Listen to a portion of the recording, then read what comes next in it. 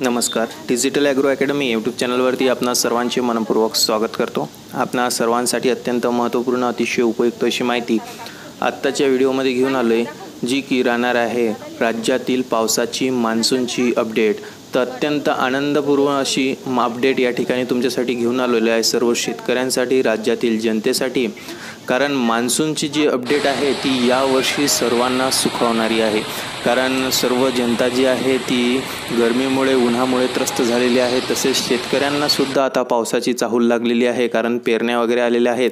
त्यामुळं आजची ही अपडेट तुमच्यासाठी अत्यंत खास आणि अत्यंत आनंदपूर्व अशी राहणार आहे. कारण की राज्यामध्ये जे आहे मान्सूनचे आगमन यावेळेस लवकर होणार आहे. तसेच यावर्षीचा पावसाळा देखील चांगल्या प्रकारचा राहणार आहे. यावर्षीचा पावसाळा हा सरासरीपेक्षाही जास्त त्या ठिकाणी असेल, असे जे आहे त्या ठिकाणी इशारा हवामान खात्याकडनं तसेच हवामान अभ्यासक पंजाब डक यांच्याकडनं देण्यात आलेला आहे. तर नेमका यावेळेसचा मान्सूनचा अंदाज काय राहील, पाऊस नेमका राज्यामध्ये कधी सक्रिय होईल, मान्सून नेमका राज्यामध्ये केरळमध्ये कधी दाखल होईल, याची संपूर्ण अपडेट या व्हिडिओमध्ये आपण जाणून घेऊ. त्याचबरोबर हवामान अभ्यासक पंजाब डक यांनी दिलेला त्यांचा नवीन हवामान अंदाज, मान्सूनचा अंदाज नेमका काय आहे तो सुद्धा बघणार आहे. आणि हवामान खात्याचा इशारासुद्धा त्या ठिकाणी अंदाजसुद्धा आपण बघणार आहे. तर ही जी अपडेट आपण घेतलेली आहे ही लाईव्ह सॅटेलाईट इमेजेसनुसार या ठिकाणी आपल्यापर्यंत आलेल्या माहितीनुसार ही अपडेट आपण तुमच्यापर्यंत पोहोचत आहोत. तर ही अपडेट पूर्ण जाणून घेण्यासाठी तुम्हाला हा व्हिडिओ शेवटपर्यंत स्किप न करता बघायचा आहे, जेणेकरून संपूर्ण अपडेट सविस्तरपणे आणि अचूकपणे तुम्हाला कळून येईल. आणि आत्तापर्यंत जर तुम्ही चॅनलवरती नवीन असाल तर चॅनलला सबस्क्राईब करून घ्या, नोटिफिकेशन बेलला क्लिक करा, जेणेकरून असेच नवनवीन जे आहेत त्या हवामानाबद्दलचे अपडेट तुम्हाला सर्वदा मिळत जातील. चला तर वेळ वाया न घालवता आपण आपल्या विषयाला सुरुवात करूया. तर राज्यामध्ये जे आहे मान्सून हा लवकरच त्या ठिकाणी धडकणार आहे. कारण सध्या जे आहे अंदमान निकोबार यावर इथं जे आहे मान्सून हा दाखल झालेला आहे. आणि केरळमध्ये देखील हा मान्सून जो आहे तो करेक्ट 1 जून रोजी दाखल होणार आहे. त्यामुळं ही अत्यंत सुखवणारी बातमी या ठिकाणी आहे. सर्व शेतकऱ्यांनी हा लक्षात घ्यावा की केरळमध्ये मान्सून जो आहे तो 1 जून रोजी केरळमध्ये मान्सून दाखल होणार आहे. त्यामुळं केरळमध्ये 1 जून रोजी मान्सून दाखल झाल्यानंतर महाराष्ट्रात यायला त्याला काहीच वेळ लागणार नाही. त्यामुळं महाराष्ट्रामध्ये अवघ्या 8 ते 10 दिवसांमध्ये मान्सून जो आहे तो हा दाखल होणार आहे. म्हणजेच की 10 तारखेपर्यंत, 10 जूनपर्यंत महाराष्ट्रामध्ये आपल्याला मान्सून हा दाखल झालेला दिसून येईल. सर्वप्रथम कोकण किनारपट्टीवर मान्सून हा धडकेल.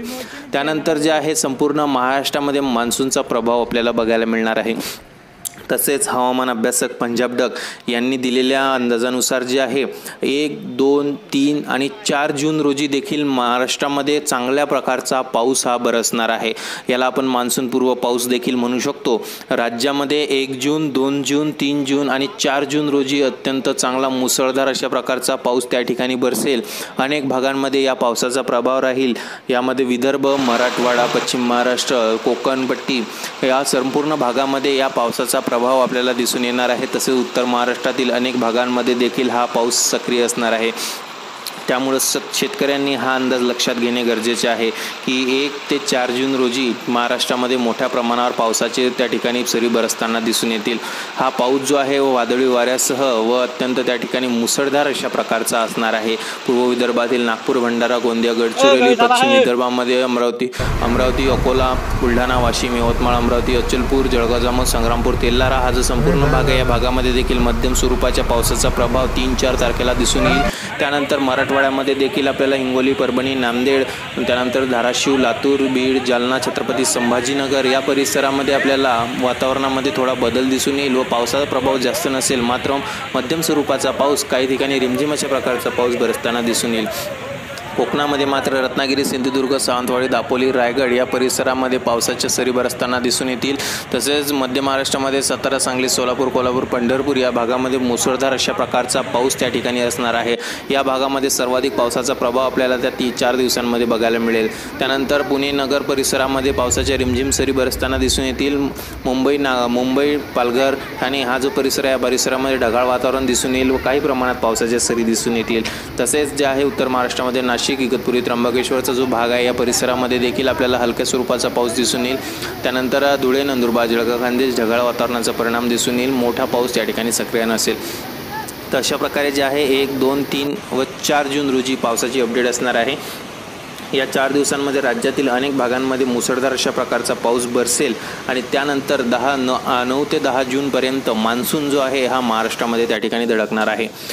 1 जून रोजीच केरळमध्ये मान्सूनचे आगमन त्या ठिकाणी होईल व 10 जूनपर्यंत मान्सून हा राज्यामध्ये दाखल होईल। ही सर्व शेतकऱ्यांसाठी एक आनंदाची बाब आहे, कारण यावर्षीचा मान्सून हा लवकर महाराष्ट्रात येणार आहे आणि यावर्षीचा पावसाळा 2024चा पावसाळा देखील अत्यंत चांगला त्या ठिकाणी असणार आहे। सरासरीपेक्षा चांगल्या अशा प्रकारचा पाऊस जो आहे यावेळेस जो आहे तो बरसणार आहे। त्यामुळं ही सर्व शेतकऱ्यांसाठी अत्यंत आनंदाची अशी बाब आहे आणि शेतकऱ्यांसाठी त्या ठिकाणी आव्हान आहे की शेतकऱ्यांनी पेरणी त्या ठिकाणी एक ही जमीन ओली झाल्याशिवाय पेरणी करू नये, जेणेकरून एक ही जमीन ओली झाल्यानंतर पूर्ण जमिनीची जी वाफ असते ती वाफ निघून जाते आणि जमिनीमध्ये ओलावा टिकून राहतो, त्याच्यानंतरच पेरणी करावी। नाहीतर अनेक शेतकरी एक ही ओल होत नाही तरी पण पेरणी करतात, त्यामुळे त्यांच्यावर दुबार पेरणीचं संकट येतं। त्यामुळे शेतकऱ्यांनी पुरेसा असा पाऊस पडू द्यावा, एक ही ओलीव जमीन होऊ द्यावी, त्याच्यानंतरच आपल्या पिकाची पेरणी त्या ठिकाणी करावी। तर हे सर्व शेतकऱ्यांना त्या ठिकाणी आव्हान आहे। तर हेच या ठिकाणी अपडेट होती, पावसाची अपडेट होती, मान्सूनची अपडेट होती, मी तुमच्यापर्यंत या ठिकाणी या व्हिडिओच्या मार्फत पोहोचवलेली आहे। तर ही अपडेट तुम्हाला कशी वाटली कमेंट बॉक्समध्ये कमेंट करून नक्की कळवा। चॅनलला नवीन असाल तर चॅनलला सबस्क्राईब करा, नोटिफिकेशन बेलला क्लिक करा, जेणेकरून असेच नवनवीन जे आहेत ते हवामानाचे अपडेट, मान्सूनचे अपडेट तुम्हाला सर्वात आधी मिळत राहतील। चला तर आता आपण भेटूया पुढील भागात नवीन विषयासोबत, नवीन हवामानाच्या अपडेटसोबत। तोपर्यंत मी इथंच थांबतोय। धन्यवाद।